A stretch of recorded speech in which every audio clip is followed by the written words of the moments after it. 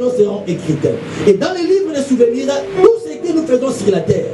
Alors pour entrer dans la grande salle, la première chose, c'est le livre de vie qui sera ouvert.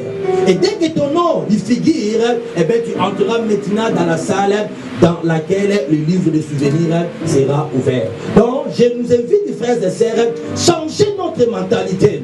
Ne pensez pas que non, que mon nom soit écrit. Je donne des dons, je donne des dîmes, je donne des offrandes, je soutiens de tout cela. Mais pendant que tu cours derrière des gibbons, pendant que tu es un occultiste, pendant que tu es un polygame, pendant que tu es un pécheur, pendant que tu es un margoulin, pendant que tu es un cupide, un voleur, quel exemple vas-tu donner, frères et sœurs? Car la Bible dit tous ces gens mériteront point le royaume des cieux. Amen, amen. Frères et sœurs, la Bible dit, ce bon samaritain, après l'avoir bandé de blessures de ce brigand, regardez ce qu'il a fait. La Bible dit, il l'amena à l'hôtellerie. Amen, amen. Mais pour dire, frères et sœurs, quand tu fais le bien, ce qui est très important, d'amener ces blessés, d'amener ces pécheurs, d'amener ceux qui sont déçus à l'hôtellerie. Ici, l'hôtellerie veut dire la maison de Dieu. C'est là où Christ a amené. Il a dit ceci.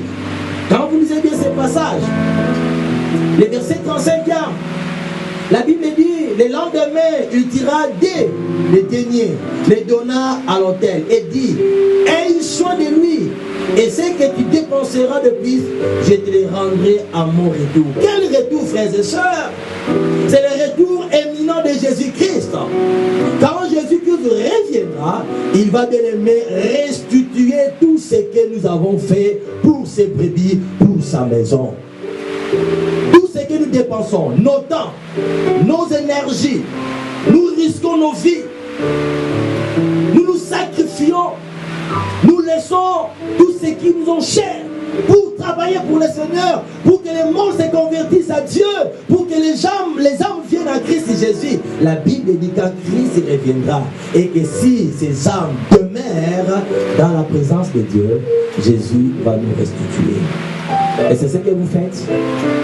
Non, parce que vous êtes dans le cortège du monde. Vous êtes dans le cortège de cette femme de Naïm. Et de je nous invite, entrons dans le cortège de Jésus-Christ.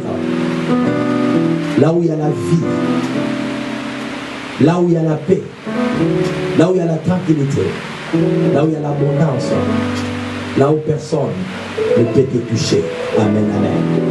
Le cortège de Jésus, il est là, n'est pas encore allé. Il passe devant toi, dans ta maison.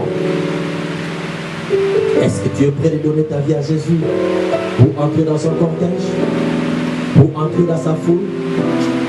Respectez ses instructions, obéissez à ce qu'il dit. Pour terminer, frères et sœurs, quand nous lisons dans Ecclésiaste chapitre 12, la Bible dit ceci. Ecclésiaste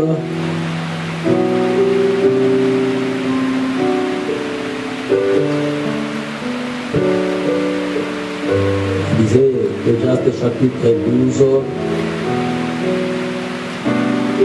le verset 1er. Dans d'autres versions, vous le trouverez au chapitre 11, les 2 derniers versets. On va partir du verset 1er. Jeune homme, réjouis-toi dans ta jeunesse, livre ton cœur à la joie pendant les jours de ta jeunesse, marche dans les voies de ton cœur et selon les regards de tes yeux, mais sache que pour tout cela, Dieu t'appellera en jugement. Vous le voyez? Bannis de ton cœur les chagrins et éloigne le mal de ton cœur, car la jeunesse et l'aurore sont vanité. Voilà, frères et sœurs, la Bible t'encourage de te réjouir, n'est-ce pas? La Bible t'encourage de faire tout ce qui te semble bon. Sortez avec les filles d'autrui, sortez avec les enfants d'autrui, sortez avec les maris d'autrui, sois polygame, sois ivre, avorte-toi, vole. Mais n'oubliez pas, tout ce que tu fais, Dieu t'appellera en jugement. Et Paul, Jean, dans l'île de Patmos, il a dit, Et celui qui se sanctifie encore.